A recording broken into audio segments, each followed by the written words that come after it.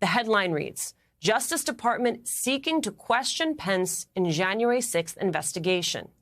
And according to people familiar with former Vice President Mike Pence's thinking, he is, quote, open to considering the request. Pence was a central figure in President Trump's effort to overturn the election and would be an invaluable witness. But at least when it came to the House investigation matter, Pence had always staunchly refused to testify. So his cooperating with the special counsel, that would be a huge leap forward. Joining us now, Michael Schmidt, Washington correspondent from the New York Times, and one of the reporters who broke this story. Michael, thank you so much for being with us tonight. Talk me through the timeline here. What is it looking like? So we know that in recent weeks, before the appointment of the special counsel, Thomas Windom, the lead investigator on the January 6th inquiry, the one looking at whether Trump broke the law when he and his allies tried to overturn the election, reached out to Pence's side to say that they wanted to talk to him. Now, it will be many weeks, if not months, before the government hears from Pence, because Pence will have to be subpoenaed and Trump will try and stop this. Trump will try to assert executive privilege. This is a play that he has run before, where he has tried to use these claims to stop former top White House aides from speaking with investigators. So far, for Trump, this has not worked, but it has slowed the process. And when you have someone like a vice president and you have questions of privilege that a former president is trying to assert, it will become a very formalized process. This is not just something where investigators or FBI agents could sit down with Pence and do a quick interview. This will be something that there's a lot of back and forth in. My guess is that a judge will have to get involved at some point. And eventually, if the government really wants to hear from Pence, they probably will. Right. To your point, this is a play that we have seen before, and most of the time what it succeeds in doing is slowing things down. Part of your reporting tonight is that this request came before Attorney General Garland appointed Jack Smith as the special counsel in this case. Do you have any sense if that has slowed this down at all? No, there's no indication that it has. And look, these investigations that the special counsel is inheriting are two fully formed investigations. The government has been looking for many months at the January 6th allegations that Trump broke the law when he and his different associates were trying to come up with schemes to essentially try and get the vice president to pick who won the election despite what the actual results were. The other investigation, the Mar-a-Lago one, is well along. There's been a search warrant that was executed at Trump's home in Florida. The government has interviewed many different witnesses.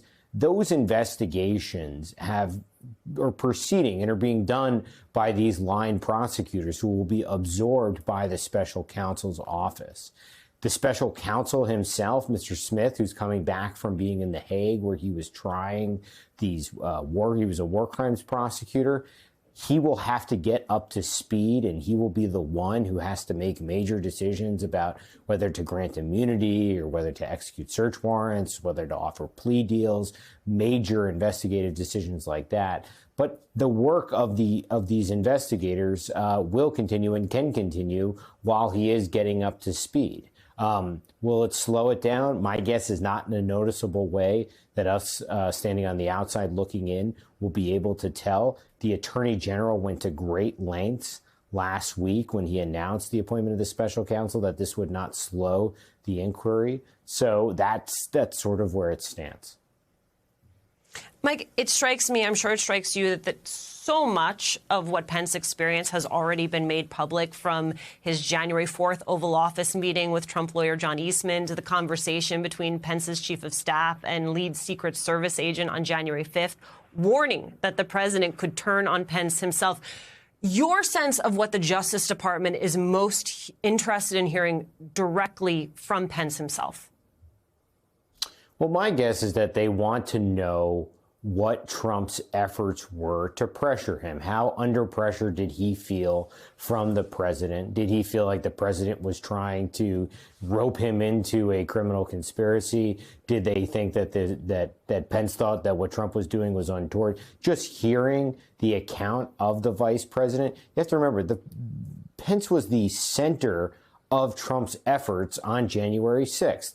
The people who stormed the Capitol said, "Hang Mike Pence."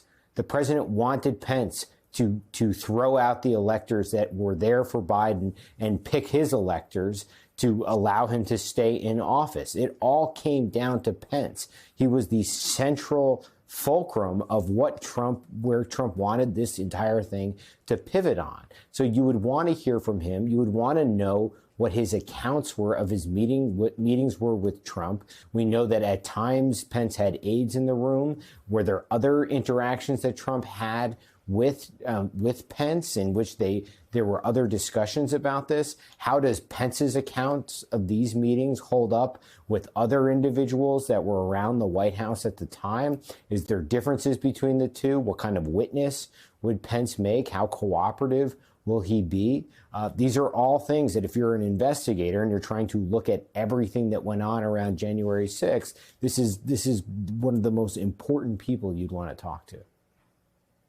Mike, talk us through how Pence sees this request from the DOJ as legitimate while not seeing the requests from the 1-6 committee that way. How does it square up?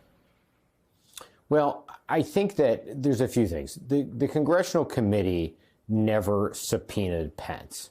So there has never been a formal request for his testimony. He said while he was on book tour last week that Congress was not entitled to his testimony.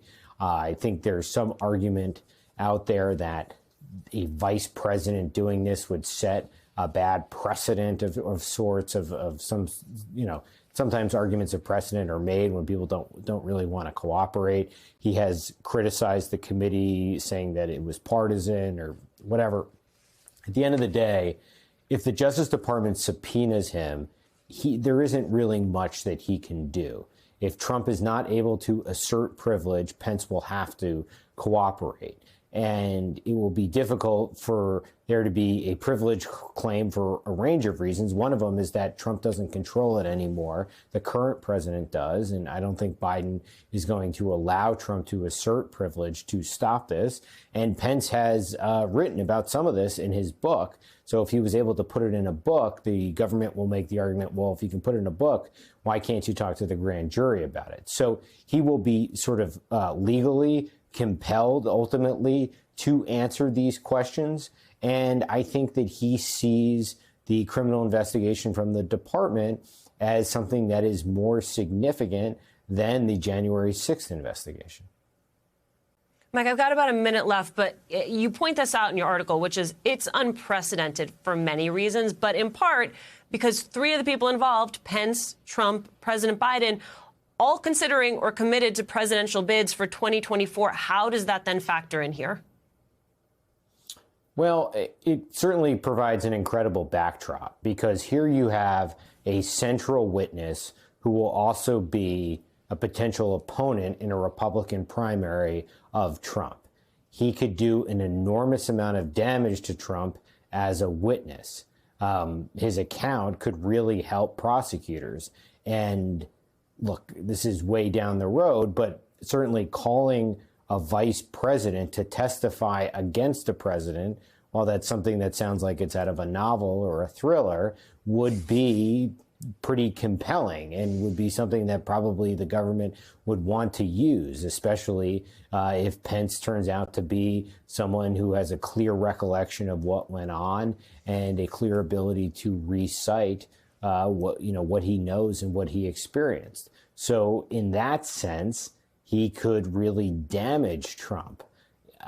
He could damage Trump if he testified publicly in front of the January 6th committee. Apparently, he doesn't want to do that. On the Justice Department side, I think he'll have far less of a choice. Michael Schmidt, Washington correspondent for the New York Times. Mike, thank you for your time tonight.